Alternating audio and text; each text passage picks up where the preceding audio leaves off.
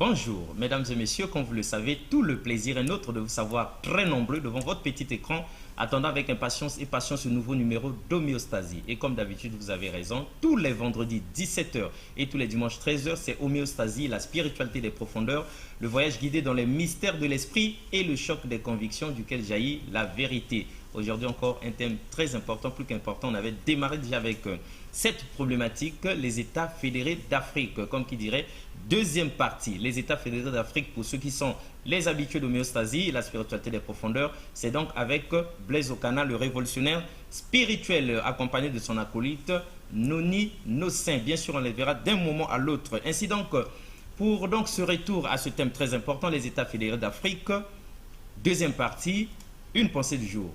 L'Afrique est l'espoir du monde. Et avant qu'on ne plonge dans lui pour vous, mesdames et messieurs, on se permet de vous donner déjà le thème, de vous rappeler, parce qu'il y en a qui ont suivi ça dans une des émissions passées ici, le thème donc du 6e anniversaire d'Homéostasie, la spiritualité des profondeurs. Pour les spirituels, ils savent que le 6e anniversaire correspond donc au 6e jour, quand Dieu se décida donc de créer l'homme. Eh bien, donc ça va être plus qu'extraordinaire à la spiritualité des profondeurs. 6e anniversaire, ce sera donc le 9 octobre 2009. Alors là, avec ce thème très important, les doigts du diable. Et pour ceux qui ne comprennent pas, quels sont les mécanismes, les choses qu'on doit mettre en marche pour réussir dans les affaires, dans le mariage, dans la vie, dans les études, au boulot et partout. Pourquoi les autres réussissent sans moi? Pourquoi moi je n'arrive jamais à réussir? Pourquoi même si je suis ensemble avec les autres, ça ne marche pas pour moi? Et comment fait Madame X ou bien Monsieur Intel pour consolider son foyer? Comment font ces étudiants-là pour réussir aux examens, pour être toujours reçus, pendant que moi, je croupis dans la poussière? Eh bien, les doigts du diable, s'il y en a dedans là, sous forme de gris-gris, talisman, bague ou bien chaînette, enchanté, tout ça, on en saura donc en profondeur avec nos invités le jour J. Rendez-vous donc à ne pas manquer. Et pour ce thème plus qu'important, les États fédérés d'Afrique, lu pour vous. Afrique Téléma. Afrique Téléma, Tango Koki. Afrique, lève-toi, le moment est arrivé. Africains, levez-vous, l'heure a sonné. Jeunes d'Afrique, levez-vous, votre heure a sonné, ne reculez plus. Le moment tant attendu est arrivé. Allez de l'avant, c'est le moment propice. Levez-vous pour construire l'Afrique. L'Afrique doit se relever et devenir comme les autres continents. Levez-vous pour construire l'Afrique. Les villes doivent devenir belles, accueillantes et attractives. Levez-vous pour construire l'Afrique. Les peuples doivent vivre dans les mêmes conditions que les autres. Levez-vous pour construire l'Afrique. Les peuples doivent bénéficier de la modernité, de la mondialisation. Afrique à Téléma, Kobanga Té. Afrique, lève-toi, n'aie pas peur. Africains, levez-vous, n'ayez pas peur. Jeunes d'Afrique, levez-vous, ne craignez rien. L'Afrique a les plus puissants cours d'eau. L'Afrique a des sols fertiles où tout peut pousser. L'Afrique a des forêts riches en essences rares. L'Afrique a des sous-sols parsemés de plusieurs minéraux. L'Afrique a de plaines immenses et verdoyantes. L'Afrique a des pluies les plus abondantes. L'Afrique a le soleil qui brille tous les jours dans le ciel bleu. L'Afrique a des cadres compétents, brillants, intelligents, audacieux. L'Afrique a des mains et des pieds valides. Afrique à Téléma, Makoki Mazali. Afrique, lève-toi. Tu as tout ce qu'il faut. Africains, levez-vous. Vous disposez de plusieurs ressources. Jeunes d'Afrique, réveillez-vous. Vous avez tous les moyens. Afrique à Téléma. L'Afrique a du pétrole. Pétrole vendu chèrement sur les marchés occidentaux et autres. Afrique à Téléma. L'Afrique a des bois rares. Bois vendus à des prix d'or sur les marchés asiatiques et européens. Afrique à Téléma. L'Afrique a de l'or de toutes les qualités. L'or vendu partout. En Afrique, en Europe, en Asie et en Amérique. Afrique à Téléma. L'Afrique a des diamants de grande qualité. Diamants vendus dans tous les marchés du monde entier. Afrique à Téléma. L'Afrique a des manganèses. Les manganèses vendus dans les marchés d'Europe et d'Amérique. Afrique à Téléma. L'Afrique a des cobaltes. Cobalt recherché par tous les pays du monde. Afrique à Téléma. Au sale. Afrique, lève-toi et travaille. Africains, levez-vous, construisez l'Afrique. Jeunes d'Afrique, levez-vous, bâtissez l'Afrique. Bâtissez l'Afrique, bâtissez des villes, bâtissez des campagnes, construisez des écoles et des universités pour les enfants. Construisez des dispensaires et des hôpitaux pour les malades. Construisez des gares, des aérogares et des ports pour faciliter les échanges. Construisez des immeubles et des gratte-ciel pour les populations. Fabriquez des véhicules, des bateaux et des avions pour l'indépendance. Chers invités, bonjour. Bonjour. Blaise Okana, une fois de plus, c'est vous qui nous replongez dans cette problématique. Les États fédérés d'Afrique, deuxième partie. Mais nous pensons que vous n'avez rien à dire. Est-ce que vous avez quelque chose à dire aujourd'hui? Parce que nous, on voudrait bien qu'il y ait des choses à se dire ici. Il ne manque jamais des choses à dire, surtout lorsqu'on est devant les caméras. Ok. Et pour commencer par le commencement, ceux qui prennent le train en marche, ceux qui ne vous ont peut-être jamais découvert, ceux qui viennent de vous découvrir aujourd'hui ou ont l'occasion de vous découvrir aujourd'hui, dites-leur déjà qui vous êtes. Je suis Blaise Okana, le révolutionnaire spirituel comme il vient de le lire. Je suis le président du cercle de réflexion des jeunes pour la décolonisation réelle de l'Afrique, en cycle CRGDRA. Je suis l'auteur du livre Le manifeste des États fédérés d'Afrique. Ok, c'est tout compris. Décolonisation donc réelle de l'Afrique, on a entendu, cercle des jeunes. Cercle de réflexion des jeunes pour la décolonisation réelle de l'Afrique. Comme qui dirait, l'Afrique n'a jamais été vraiment décolonisée. Vraiment, pas encore. C'est comme une apparence trompeuse. C'est ça. Ok. Alors, Blaise Okana, mesdames et messieurs, accompagné par quelqu'un, donc quelqu'un qui va devoir se présenter et nous dire qu'est-ce qu'il fait sur ce plateau. Alors, dites-nous, monsieur, qui vous êtes. Merci beaucoup. Je suis monsieur Louis Nossin, le collaborateur de Blaise Okana. Je partage avec lui les mêmes idéaux qui figurent dans le manifeste. Alors, donc, vous êtes son acolyte depuis toujours. Depuis toujours. Et comme lui, vous croyez en l'Afrique. Nous croyons en l'Afrique. Même si l'Afrique croupit dans la misère. Nous croyons en l'Afrique. Ok, donc on n'est pas afro-pessimiste sur ce plateau. Seulement, il fait chaud là-dedans. Donc on va donc démarrer avec cet épisode très, très palpitant. Eh bien, Blaise Okana, dites-nous déjà les États fédérés d'Afrique. En résumé, en 2 mots, qu'aviez-vous dit dans l'épisode précédent? D'abord, je salue lui pour vous que vous venez de nous faire état tout à l'heure. Merci vraiment, c'est le premier, je ne l'avais pas fait, mais ça vraiment, ça m'a touché parce qu'il s'agit là d'un engagement. D'un engagement. L'Afrique doit se mettre debout. Pas seulement l'Afrique qui pleure, mais l'Afrique avec des gens valides, l'Afrique avec des gens capables de pousser ce continent tant maîtrisé un peu de l'avant. Je suis celui qui a toujours eu cette pensée très positive que nous pourrons faire beaucoup de choses si vraiment nous mettons en opération ce que nous avions comme capacité. J'ai toujours dit on peut faire sans rien. Le fédéralisme tel que je l'ai conçu ensemble avec les autres, c'est un système qui va nous donner beaucoup d'avantages. Parce que les gens pensent que quand on est intelligent, quand on est génie, on suffit. Or, pour être un génie complet, il faut s'associer aux autres génies.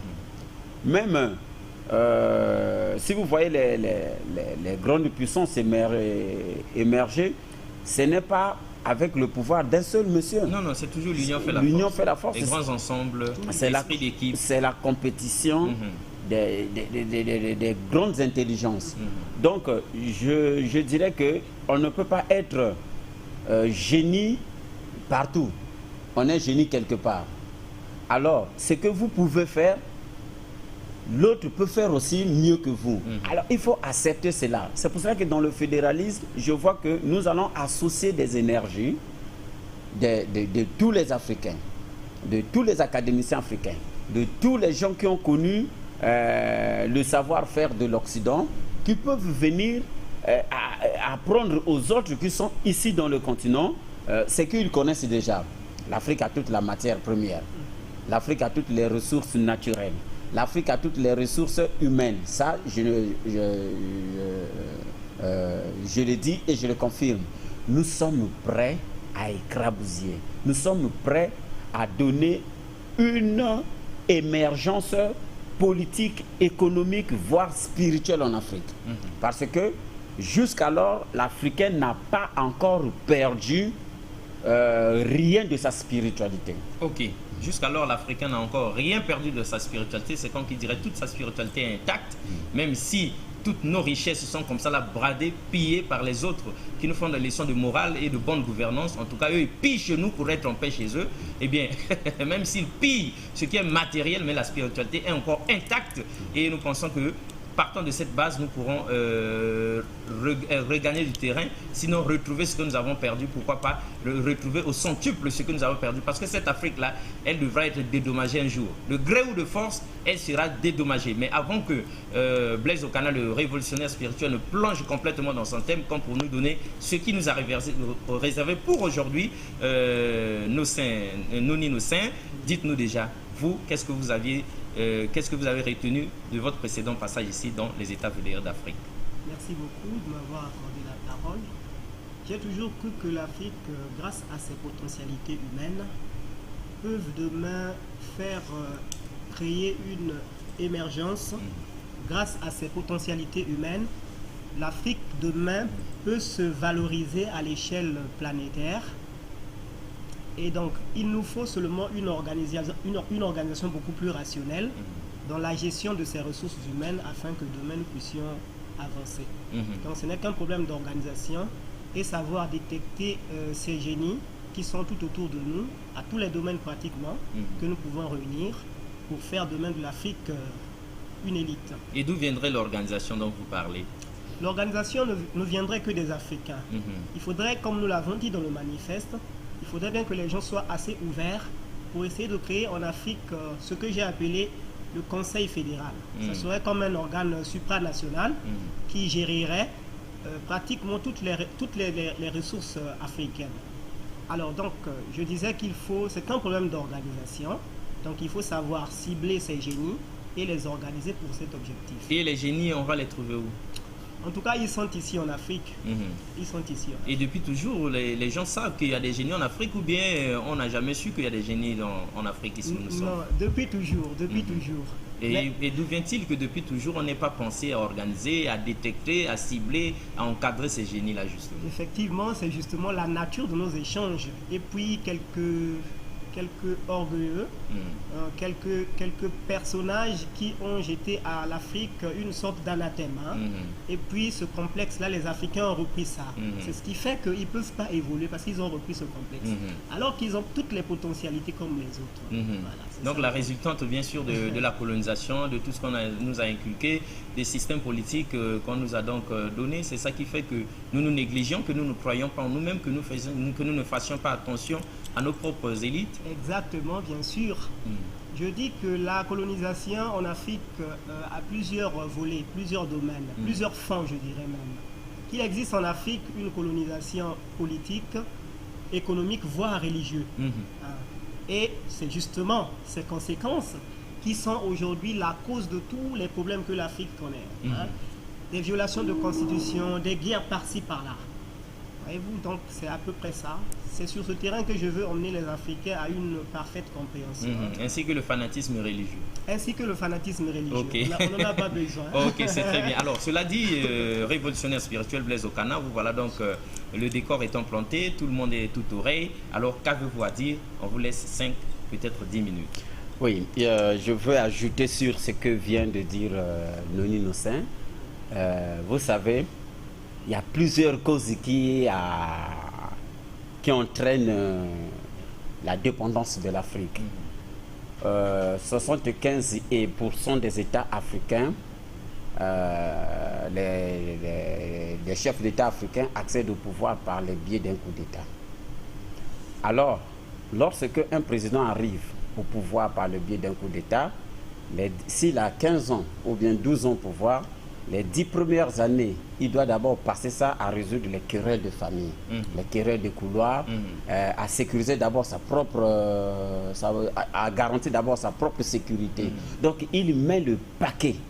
Pour le partage du gâteau. Pour le partage du gâteau. Donc, et son autodéfense. Et son autodéfense. Alors, dans cette pratique, on laisse de côté l'imagination, on laisse de côté le génie. au moment où ce chef d'État prend conscience que non, j'ai assez gaspillé d'énergie, il est temps que je travaille pour mon peuple, pour l'émancipation de mon peuple, un autre coup d'État arrive. Ah oui. Vous comprenez? Au fur et à mesure, c'est l'éternel recommencement. C'est l'éternel recommencement. Or, ça, vraiment, vous comprenez que la situation est presque identique. Est presque identique. Par rapport aux pays d'Afrique où il n'a pas connu de coups d'État, vous voyez comment ces pays-là ont prospéré. Vous comprenez comment ces pays-là ont prospéré? Même dans les Maghreb, il y a encore des pays qui abritent des coups d'État qui sont encore dans le tiers-monde le plus terrible. C'est pour ça que nous disons, nous avions dit ça dans le manifeste, arrêtez avec les coups d'État à répétition là. Avec le Conseil supérieur et le Conseil fédéral africain, un sergent, un type peut organiser son coup d'État, il n'aura pas le pouvoir. Parce que ce n'est pas lui qui est le décideur. Oui, parce que même quand il aura renversé le président en place, il toute l'Afrique dira non. Non, personne ne l'acceptera. Il n'aura pas le pouvoir. Ce serait comme un coup d'épée dans l'eau. Un coup d'épée dans l'eau. Donc le monopole de placer un gouverneur, un chef quelque part, revient au Conseil fédéral africain. Vous comprenez? Ça, c'est une idée, un moyen de bloquer les coups d'État déjà au niveau de l'Afrique. Alors, vous allez remarquer encore, le rôle du Conseil fédéral africain n'est pas seulement arrêter les coups d'État, c'est aussi avoir à gérer l'économie de l'Afrique. Ce ne serait plus un chef d'État qui quitte son pays pour aller octroyer ou demander une dette à l'étranger. Non. Ou bien négocier des contrats. Négocier des contrats, non. Il y a des commis dirigés, comment on appelle ça, commandés par le Conseil supérieur qui vont parler au nom de toute l'Afrique. Prenez par exemple un secteur de l'Afrique, le bassin du Congo, ne serait plus géré par nous les autochtones. Ça serait peut-être géré par un Maghrébien, ça serait peut-être géré par un Sud-Africain. Mandaté par l'Afrique. Mandaté par l'Afrique. Vous comprenez? Il arrive avec des visions nouvelles pour changer les choses. L'Afrique, si vous remarquez les difficultés que nous avons, ce sont d'abord, premièrement, les difficultés militaires. Des difficultés militaires. Nous sommes beaucoup plus militaires que intellectuel ou bien que ingénieur quelque part. Vous comprenez? On donne beaucoup plus de la garantie à un sergent, à un général d'armée, qu'à un génie ou à un professeur ou à un médecin quand il est civil. Remarquez, le militaire s'habille bien, il a ses 120 reins, il a un peu tout fraîche et il a un véhicule qui le prend à l'arrêt de bus, qui le dépose au travail. Et notre véhicule qui le prend au travail, qui le dépose à la maison. Mais pendant ce temps, le docteur n'a même pas un seringue, n'a même pas un coton. Il doit attendre le bus pour aller au travail. Il doit encore prendre un autre bus pour aller là-bas. Le professeur, pareillement. Les élèves à l'école manquent de craie. Vous comprenez? Manque de craie. Pas de bus pour ramasser les enfants dans Non, il n'y a rien, il n'y a rien. Non, même les enseignants vont à pied. Voilà, vous comprenez que l'idée première des personnes qui nous dirigent, c'est d'abord leur défense.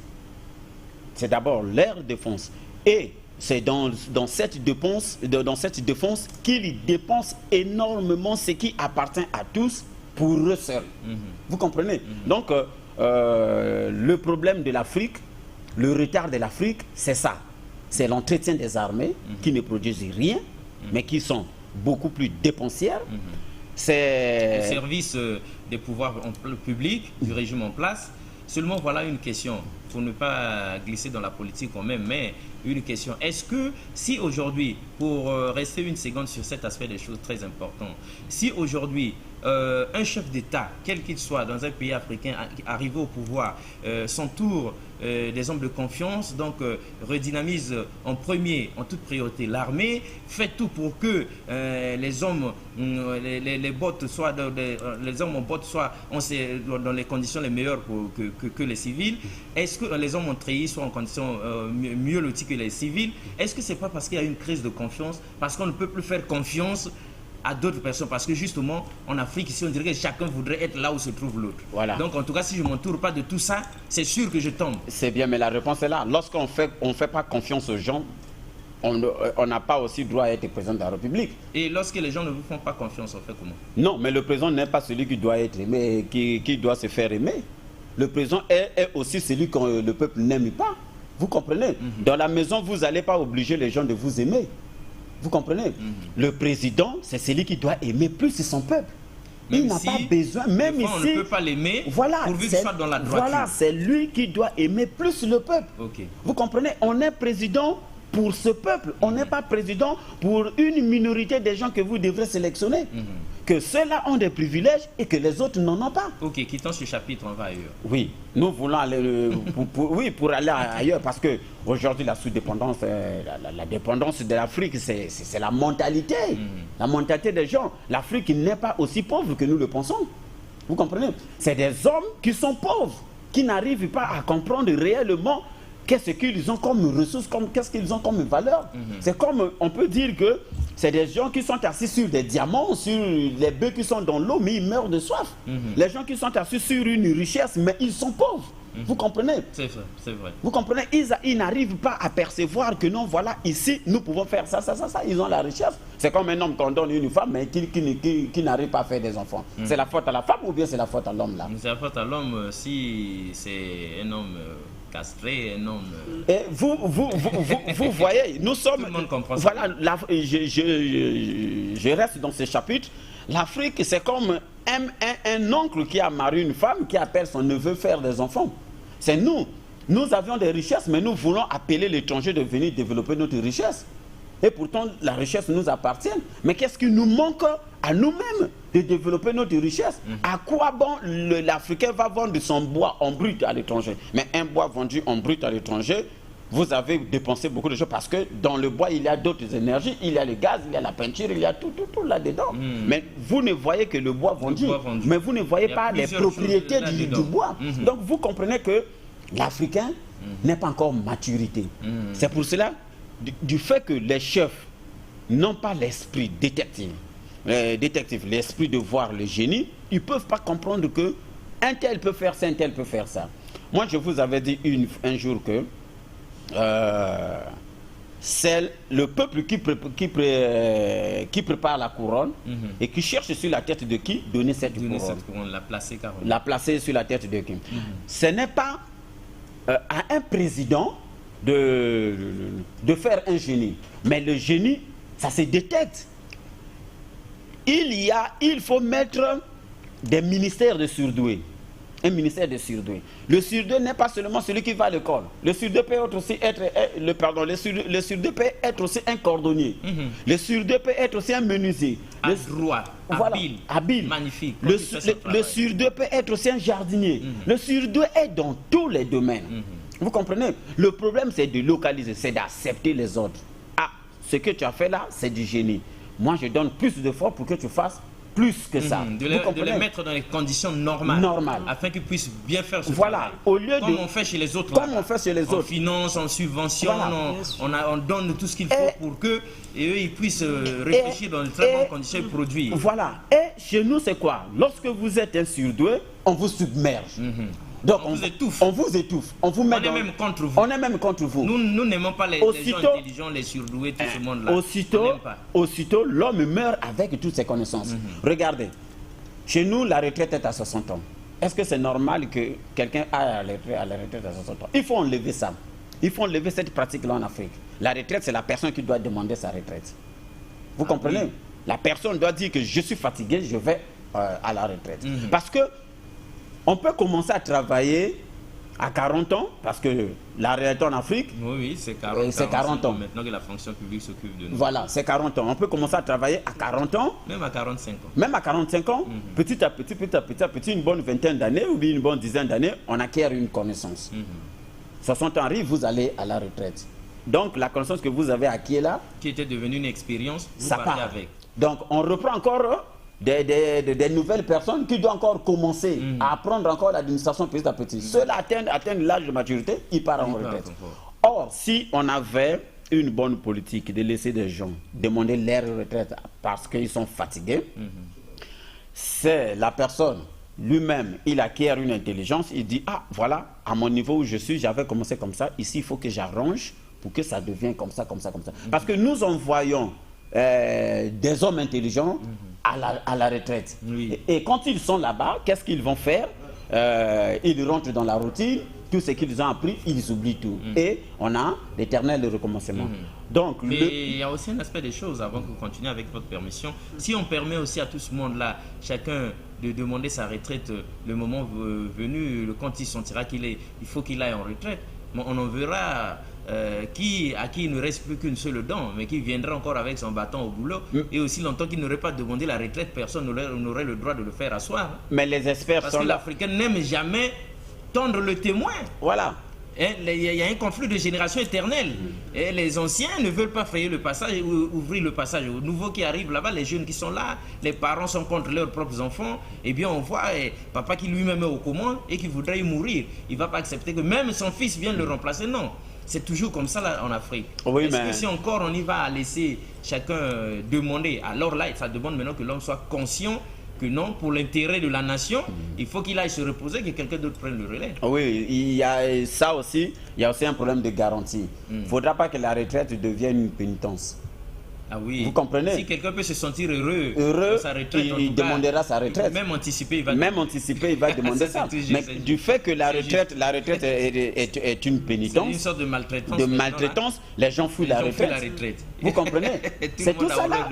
Oui, c'est tout ça là qu'il faut réfléchir. Vraiment, il faut réfléchir à garantir une bonne retraite. Et dans une fédération où les intelligences sont ensemble, on saura bien le mécanisme à mettre en marche pour que les retraités soient dans les meilleures conditions. Voilà, on pensera à tout ça là. Donc vous voyez, l'Afrique que nous rêvons, c'est une Afrique de mature. Nous ne rêvons pas l'Afrique petite avec des gens qui pleurent, avec les eaux de pluie qui remplissent les rues, avec les immondices et tout ça. Non, dans la mer, la poussière. Ça c'est pas la réalité africaine. Ça c'est un cauchemar d'ailleurs de l'Afrique.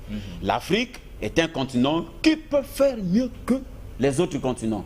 Et je suis toujours celui qui croit que l'Africain est un peu supérieur à l'intelligence par rapport à l'homme aux autres continents. Ok, l'Africain est un peu plus intelligent que les autres. On s'arrête d'abord là. Nous, on reviendra sur Blaise Okana à cet endroit-là. Mais non, parce que là, il est sur une étude comparative africain et occidentaux. Bon, mais nous sommes là, Nocin, à ce stade. Quel est votre rapport? Je dis que c'est un problème d'organisation, comme je l'avais dit avant. Nous pouvons savoir détecter justement ces génies par l'observation, par des compétences. Et dans tout ça, il va falloir que nous mettons d'abord les structures de base avant. Il y a ce qu'on appelle des structures de développement qu'il faut mettre. C'est quand même une dynamique. Vous mettez les structures de développement en place, telles que l'énergie. C'est ce qui fait la puissance des grandes civilisations. Donc il faut stabiliser ces choses chez vous. Alors, quand vous stabilisez ces conditions de développement durable, alors évitez des guerres à répétition. Donc il faut que les populations aient l'énergie, il faut que les populations aient l'eau régulièrement. Il faut qu'on pense à l'éducation, à la santé, tout ça. À tout ça. Au transport, justement, parce que s'ils ne peuvent pas son temps à trotter, c'est pas toujours gentil. Alors, donc, c'est pourquoi nous avons dit ceci. La plupart des chefs d'État en Afrique, dans leur façon de faire les choses, appauvrissent plus leur peuple, leur façon seulement de faire les choses. En dehors des relations économiques qui sont inégales entre l'Afrique et l'Europe, nos chefs d'État, qui n'aiment pas trop leur peuple, se mettent encore à damer sur le peuple. Donc le peu qu'ils reçoivent, ils préfèrent faire leur propre compte à l'étranger. Et c'est le peuple, donc la majorité qui croupit de faim et de souffrance. Voilà ce qui se passe. Alors donc il faudrait bien que les chefs soient beaucoup plus proches de leur peuple et qu'ils acceptent les volontés de leur peuple. C'est là où vraiment nous allons garantir la prospérité. Mais si nous mettons la volonté du peuple à côté, alors ça serait difficile. Et donc, le système État fédéral, donc les États fédérés d'Afrique seraient comme ça un véritable garde-fou et conscientiserait les chefs d'État, encore qu'ils comprendraient que ce n'est pas eux qui viendraient s'imposer, mais ce serait le peuple qui les imposerait, qui leur confierait un pouvoir. Ce n'est pas, nous avons aimé la dernière fois, mesdames et messieurs, ce que Blaise Okana avait dit, ce n'est pas à un candidat à l'élection présidentielle d'amener un projet de société, c'est au peuple de concevoir un projet de société. Ça part de la base, des quartiers là-bas, ça arrive à la commune, ça va là-bas à l'Assemblée, et là-bas on a traité, et puis ça monte, une fois que c'est sorti, un projet de société nationale avec tout ce que le peuple voudrait bien de son président et de son gouvernement. Exactement. À ce moment-là, on lance un appel qui peut, qui s'estime capable de pouvoir rendre exactement ce que le peuple attend. À ce moment-là, les candidats se présentent et selon le profil, le vote se fait. Et chacun dit, voilà de quelle manière que je ferai. Moi, pour réussir ça, je ferai ceci. Moi, pour vous apporter les pierres qui sont là-bas, en tout cas, je prends le train. L'autre, c'est l'avion, le bateau. Et le peuple observe, regarde qui est crédible dans sa méthodologie. Le peuple le choisit. À ce moment, il est choisi pas pour son projet, mais pour un projet du peuple. Et le Conseil fédéral et toutes ces structures de la fédération surveillent l'exécution donc de ce projet. Cela dit, on revient sur vous. Vous disiez que l'Africain est un peu plus intelligent que les autres. Oui. L'Afrique a été colonisée depuis près de 5 siècles. Je dirais même 5 siècles. Et les indépendances semblant que nous avions reçues il y a 49 ans, bientôt il y aura 50 ans. Mais quand même l'Afrique a fait un effort d'avoir déjà des têtes dans des pays de grandes puissances. Vous comprenez? Nous parlons de Cheikh Modibo Diarra qui aujourd'hui est comme le patron de Microsoft là-bas à la NASA. Et en dehors de Cheikh Modibo Diarra, nous avions encore beaucoup de compétences. Donc vous voyez, c'est un continent malade, un continent où on a pris les hommes valides, on les a entraînés dans les Amériques et on a laissé en Afrique des vieillards et des petits-enfants. Mais les petits-enfants, néanmoins, ils ont fait quand même l'effort à se frayer un chemin, à se faire un nom. Et cela n'a pas pris beaucoup de temps. Avec un peu du temps seulement, l'Afrique a fait de beaucoup. Je vous dirais encore que nous, dans le CERGIDRA, parce que je parlerai de moi, parce que si je parle trop des autres, on me dira c'est un tel qui l'a dit. Nous, dans le CERGIDRA, nous sommes en train de préparer, donc de mettre au point un programme pour l'éveil de la planète. Vous comprenez? Ce programme-là, personne ne l'a pensé hier. Mais on a commencé d'abord avec le manifeste des États fédérés d'Afrique. Là, en ce moment précis, on a commencé avec le manifeste des États fédérés d'Afrique. En ce moment précis, nous sommes dans l'ombre en train d'étudier un mécanisme pour l'éveil planétaire. J'ai fait déjà état à mon collaborateur qui est à ma gauche. Je l'ai dit, il nous faut ça dans le monde. Je crois que si les moyens nous le permettent, en janvier, nous allons déjà publier ce que nous sommes en train de faire dans l'ombre. Donc vous voyez, cela n'a pas été pensé par des grands. Et cela n'a pas été aussi fait chez les Occidentaux. C'est des jeunes Africains avec rien qui sont en train de penser à mettre un truc comme ça dans le marché. Donc moi je crois à l'intelligence de l'homme africain. Voilà encore, si nous rentrons dans le mystère inconnu du monde, nous trouverons que l'homme à la peau noire, donc la civilisation de la peau noire, a beaucoup fait des prouesses au niveau planétaire. Vous comprenez? Les sciences d'avant l'Atlantide, les sciences d'avant Dieu, d'avant que Dieu arrive à créer l'humanité, a été expérimentée par des gens à la peau noire. Je ne dirais pas africains. Vous comprenez? Parce qu'en ce moment-là, l'Afrique n'existait pas.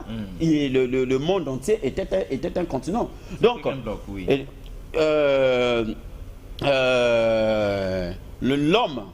l'homme africain, aujourd'hui, s'il revient, au début je vous avais dit que notre spiritualité est encore intacte. Si aujourd'hui nous revenons et que nous sommes sérieux, nous revenons en nous-mêmes et qu'on n'a pas la tête ailleurs, on est serein, on est sérieux dans ce que nous sommes en train de faire, je vous dirais l'Afrique reprendrait sa place d'avant. Parce que lorsque j'étudie dans nos traditions, le Québec par exemple, hein. Le Québec par exemple, c'est une forte spiritualité qui fait notre rapprochement aux entités spirituelles qui sont dans la galaxie. Vous comprenez? Je pourrais vous donner un exemple. Lorsqu'un Québec tourne, il fait allusion à quelque chose. Aujourd'hui, l'Européen est en train d'étudier la science de l'ufolant, les soucoupes volantes. Mais nous avons des soucoupes volantes dans nos traditions, avec la démarche des Québec. Nous avions des soucoupes volantes, le mystère des entités spirituelles dans la galaxie, avec nos danses de Mukwe, avec le Ngo. Vous comprenez? Nous avions des entités spirituelles qui répondent à nos besoins avec notre spiritualité telle que le Nkwembali, qui est une spiritualité pure depuis l'original. Une spiritualité millénaire. Millénaire. Plus que millénaire. Plus que millénaire. Nous avions le Nzobi, il y a le Dogon au Mali, il y a les autres qui sont là-bas en RDC. Donc, moi j'ai étudié Sans oublier le Touéré. Sans oublier le Touéré. J'ai étudié la danse sud-africaine où quand les gens dansaient, hein, ils mettent des mains comme ça, ils font ça. Les gens n'imaginent pas, les gens trouvent que c'est une simple danse. Mais non, ce sont des informations, des enseignements qu'on est en train de nous donner là. Il suffit à l'intelligence de regarder dans ces danses pour faire sortir quelque chose de valeureux. C'est pour ça que je dis que l'Afrique n'a pas encore perdu. Mais seulement nous avions des têtes ailleurs. Vous comprenez? Je n'attaque pas ici des religions que les gens sont en train de profaner n'importe comment. Et pour faire une digression, on aimerait bien faire un clé d'œil au Banamoy. Leur danse là, ça doit avoir un mystère, un message caché là-dedans. Parce qu'on voit le balancement, c'est cette affaire-là, on ne sait pas si c'est un oiseau, si on est en train de pagailler ou voilà. En tout cas, il y a du mystère là-dedans. On revient sur Prenez l'exemple, par exemple, de l'anneau que portait le roi Makoko, le cercle là. Et pourtant, les gens disent que la science n'a pas connu, l'Afrique n'a pas connu la science. Mais cet anneau-là, c'est plus scientifique. Oui, comment on avait fabriqué ça si on n'était pas scientifique hier. Vous comprenez? Mais c'est tout cela. Nous sommes là victimes d'une histoire. Et jusque-là, on ne sait pas ce que ça symbolise. C'est quoi ça symbolise? C'est des énergies, c'est des ondulations. Vous comprenez? Et vous allez voir chez nos chefs, ils portent un bonnet, un cercle autour de la tête et on met des plumes. La plume symbolise quoi? La plume, c'est comme l'Occident parle des anges. Vous comprenez? C'est comme l'Occident parle des anges. Aujourd'hui, un féticheur africain, un guérisseur africain ne peut pas vous parler sans confier quelque chose à ses plumes. Mais c'est une spiritualité profonde. Vous allez voir, nous avons étudié, comme certains disent que l'Afrique, continent sans protection, continent sans spiritualité, nous on dit faux. C'est faux, c'est très très faux. Chez les Bateke, à Djambalala, ils ont l'air Dieu qu'on appelle Ngachou.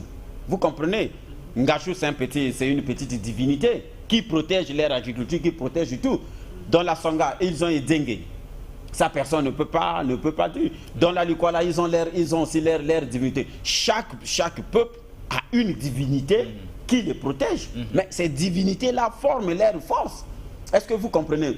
Nous, du fait que nous avions quitté nos divinités, on a pris, donc, Yabiso Balobeza Babikeko, on est obligé d'adorer les Bikeko, qu'ils ont défendu chez nous, qui nous ont importés chez eux. Bon, voilà, vous devrez adorer Abraham, vous devrez adorer Moïse, vous devrez adorer ceci, qui sont une sorte des ancêtres, de leurs ancêtres et puis de leurs Bikeko.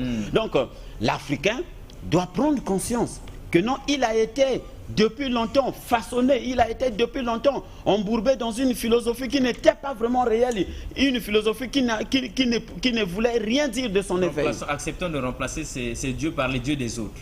Voilà. Qui sont venus carrément marcher sur les nôtres, marcher sur notre destin, marcher sur notre avenir. Il faut ajouter une chose. Il faut ajouter une chose aussi, que l'histoire du monde a été racontée que d'une seule partie par l'Occident.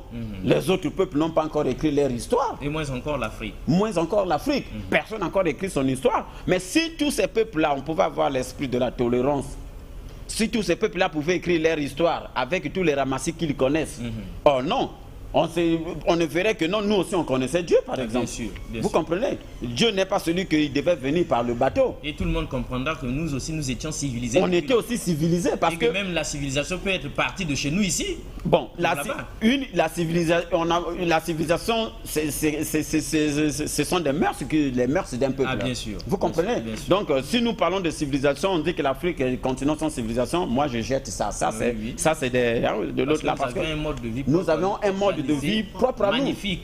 Et même si nous étions encore dans ce mode de vie, on serait mieux qu'aujourd'hui. On serait mieux qu'aujourd'hui.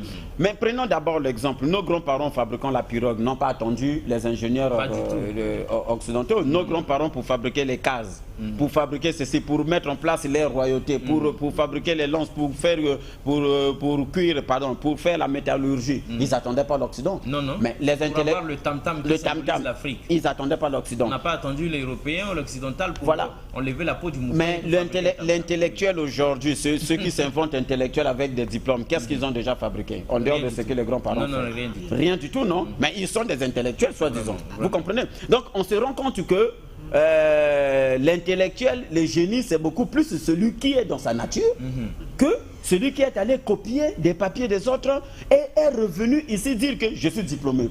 Ils sont tous là des diplômés en Afrique. Et quand il vient, toute la différence avec les autres, c'est qu'il a été étudié, il a des diplômes. Il a un complexe. Il ne crée rien, il n'invente rien, il ne change rien.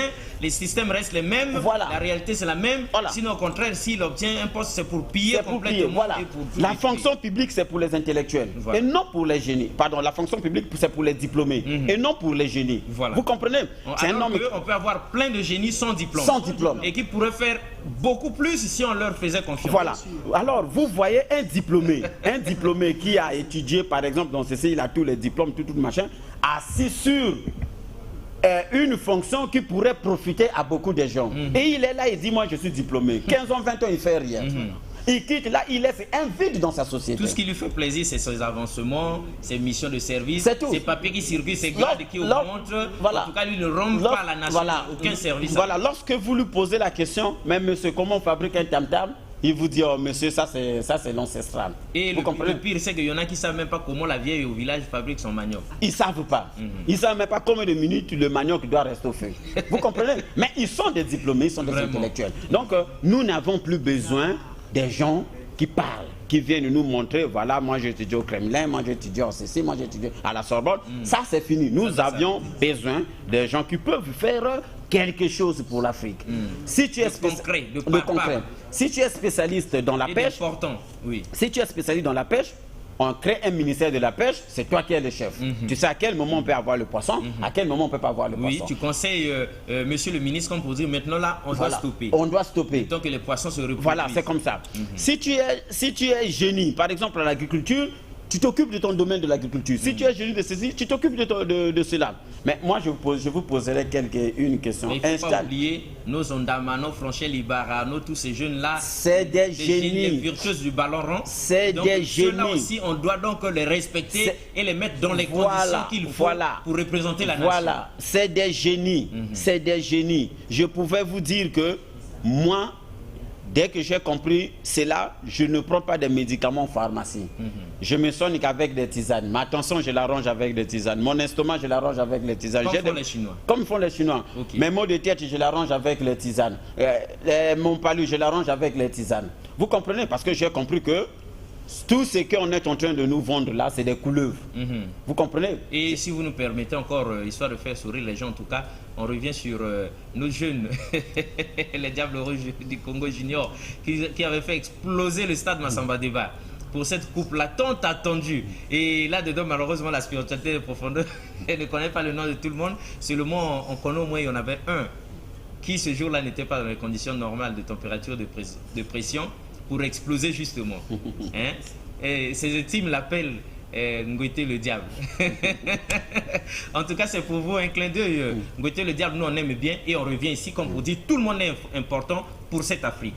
Tout le monde est important. Pour peu que ce soit un génie, quelqu'un qui a des connaissances, quelqu'un qui peut faire quelque chose, on doit le considérer. On doit le considérer. Oui, Blaise Okana, là, on vous laisse parler. Mais... Voilà. Lorsque nous voguons, excusez-moi le terme, lorsque nous voulons évoluer avec les idées rétrogrades, les gens m'ont dit qu'au Ghana, toi, tu as des idées rétrogrades. J'ai dit oui, parce que je dis des choses qui vous blessent. Vous comprenez? Si je disais des choses qui étaient à votre avantage, que non, tu dis au Kremlin, tu dis à la Sorbonne, feras de l'Afrique des génies, tu serais d'accord avec moi? Alors que tout le monde sait que depuis des décennies, voilà, l'Afrique produit des diplômés qui ne font rien. Qui ne font rien du tout. Vous comprenez?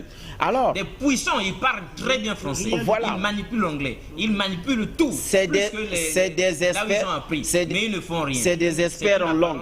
Voilà, c'est des experts en langue. Des tigres en papier. Voilà, c'est des experts en langue qui n'embellissent que la forme. En tout cas. Hein, qui n'embellissent que la forme. Ce n'est pas qu'on est là en train de... non, on ne refuse pas l'école, voilà, on refuse pas l'école, on refuse pas les diplômes, oui, seulement la compétence. C'est vrai, Blaise Okana, avec votre permission, mesdames et messieurs, on va vous parler d'une problématique que d'aucuns parmi vous reconnaîtraient facilement. Il y a dans tous les domaines de la vie, surtout dans la fonction publique là-bas, des gens bourrés de compétences qui malheureusement n'ont pas la qualification requise là où ils se trouvent. Ces gens-là, ils croupissent dans la merde. Leur grade est le plus bas, alors qu'ils font le travail le plus important dans la boîte où ils se trouvent, leur grade est le plus bas. À 40-45 ans, ce papa-là ne peut plus repartir chercher le BPC. Sa tête ne peut plus fonctionner pour les mathématiques et les sciences physiques là. Mais vous lui réclamez un BPC dans son dossier. Il n'en a pas. Lorsqu'il en fabrique un dans le noir, on l'attrape. Bon, lorsqu'il vient avec ses compétences. Mais les ministres et tout ça sont faits pourquoi? Regardez ces gens-là qui sont compétents, les chefs de service et tout ça, regardez bien et mettez-les à la place qu'il faut. Faites des recommandations, il faut qu'il y ait quelque chose qu'on étudie même à l'Assemblée là pour valoriser ces compétences-là. La problématique des non qualifiés là, on est nombreux. Même dans l'enseignement par exemple, les écoles privées qui sont arrivées là, mais vous verrez des champions de la pédagogie qui vous prennent les enfants donc comme personne d'autre ne peut le faire, mais il n'a pas son CFL. Oui, bon, mais on attendra jusqu'à quand lui il ne pourra plus étudier. On voudrait bien qu'il y ait ce papier bédi entre le papier et la personne qui parle, à qui on devrait faire confiance. Notre société actuelle, c'est déjà mécanisé, c'est déjà comme qui dirait déconnecté de la réalité. On ne fait plus confiance à l'homme, on fait confiance au bout de papier qu'il présente. Alors que nous savons bien qu'on peut présenter un diplôme qui n'est pas vrai, on peut présenter un CV qui n'est pas vrai. Mais voilà un moteur en panne, voilà une panne technique qui est là, eh bien, celui qui se sent technicien affronte la panne. Mais si j'affronte la panne, je réussis, mais je n'ai pas la qualification, pourquoi vous voudrez que je reparte à l'université? Voyez-vous, c'est compliqué. Blaise, heureusement que vous êtes là. On vous écoute. Si nos vieilles mamans au village accouchaient les dames correctement, tranquillement, bien, mais n'ont pas de diplôme de sage-femme. Mais on pouvait leur attribuer du fait d'avoir vu une démonstration pendant la guerre du 5 juin, avec votre permission. Une maman, on a fait accoucher plus de 1000 sur la route du Nord. Il y en a qui ont fait accoucher plus de 10 000 sur la route du Sud. Eh bien, ces mamans-là, ces vieilles mamans-là, on devait les honorer, les décorer, donner les diplômes qu'il faut. Parce qu'elles ont accouché sans qu'une seule femme ne meure. Voilà, même pas césarienne. Mais comment? Pas de césarienne. Pas de césarienne. Pendant la guerre du 5 juillet, il n'y a pas eu de césarienne. Mais aujourd'hui, à l'hôpital militaire, là, ceux qui sont partis, ceux qui sont revenus des grandes études, de grandes universités, en tout cas, 1, 2, 3, césarienne. 1, 2, 3, césarienne. On ne comprend plus. Regardez la pile de dossiers des césariennes. C'est comme si les compétences sont remises en cause. Voilà, c'est ça. On vous écoute. Donc, on est là face à une problématique que nous devons... Il nous reste 5 minutes. Oui, on est là face à une problématique que Serge Dra a pensé, non, ça ne doit plus continuer comme ça. Il faut changer les choses. C'est comme j'avais dit au début que c'est un peuple qui a toutes les capacités, mais qui n'arrive pas à se mettre en mouvement. Vraiment. Vous comprenez? Serge Dra dit, bon, du fait que vous n'arrivez pas à vous mettre en mouvement, moi je vous mets en mouvement. J'anime les ossements qui sont là. Vous comprenez? Pour redonner vie. Pour redonner vie à ces eaux-là. Comme écrit dans la Bible. Voilà. La chair, les nerfs, tout ça, le sang réapparaît. Et puis le souffle revient. Serge Dra revient je dis bien revient, avec la parole qui dit lève-toi et marche.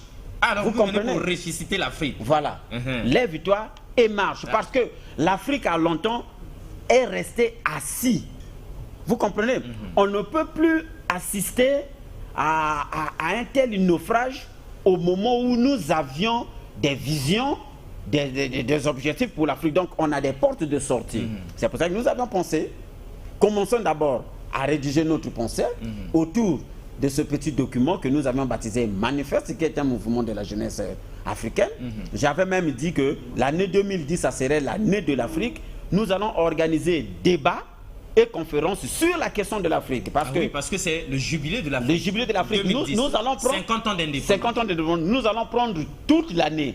Toute l'année 2010, nous c'est le jubilé. Nous c'est le jubilé de 50 l'Afrique. ans d'indépendance. Qu'avons-nous fait de ces indépendances-là justement? Voilà, on a dit que l'Afrique, un continent sans spiritualité, sans protection, un continent qui n'est pas dans l'histoire, un continent qui a fait ceci, un continent. Donc tous les mots malades, on a jeté ça sur la tête de l'Afrique.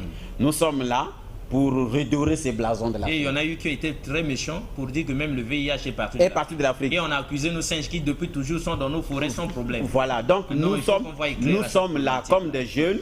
Nous avions étudié l'histoire du fond en comble. Nous sommes prêts à dire aux autres que non, l'homme noir n'est pas un diable. L'Afrique n'est pas un continent. Il faut aller chercher les doigts du diable ailleurs. Pas ici. L'homme noir n'est pas un diable. Même s'il est noir, il n'est pas un diable. L'Afrique a une puissante civilisation. En tout cas. L'Afrique, c'est un continent qui est en retard par rapport aux pesanteurs qu'on est en train de lui, comment on appelle ça, imposer. Oui. Une fois, si nous réussissons d'assurer à l'Afrique une décolonisation réelle, l'Afrique deviendra comme les autres continents, plus que même les autres continents. Vous comprenez? Parce que somme toute, l'Afrique est plus riche que les autres continents. Je vous dis, le manuscrit, les manuscrits qui étaient dans la bibliothèque d'Alexandrie, pillés par l'empereur romain, c'est ça qui a fait le développement de l'Europe. Et le pillage des autres peuples, tels que le peuple Inca et le pillage des autres peuples, c'est ça qui a fait le développement du monde occidental. Oui, même le pillage du peuple Congo. Voilà. Ils ont pillé des choses ici que nous n'avons pas vues là. On n'a pas fait attention. Et même la RDC est en train d'être pillée en profondeur. Ils ont Maintenant, nous parlons. Ils sont en train de convoiter le bassin du Congo. Pour repiller cette fois-ci. Maintenant. Et ils ont pris que des papiers, des bouts de papier, mais ils n'ont pas pris l'intelligence. En tout cas. L'intelligence, nous l'avons encore. Les Africains. Donc rien n'est perdu pour rien n'est perdu pour nous. Moi qui vous parle, je vous dis que, monsieur Alexis, si on fait confiance à nos génies, à nos vieillards, à tout ce qui peut élever l'Afrique, l'Afrique sera un continent invulnérable.